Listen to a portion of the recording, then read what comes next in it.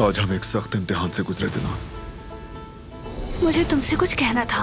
तो चलो कह दो। क्या मेरी आंखों में देखकर नहीं समझे? I love you to.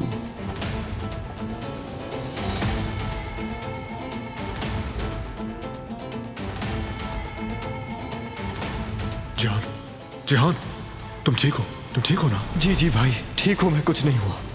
न जिहान, न तुम अपने किसी भी प्यारे को अब नुकसान नहीं पहुंचने दूंगा मैं।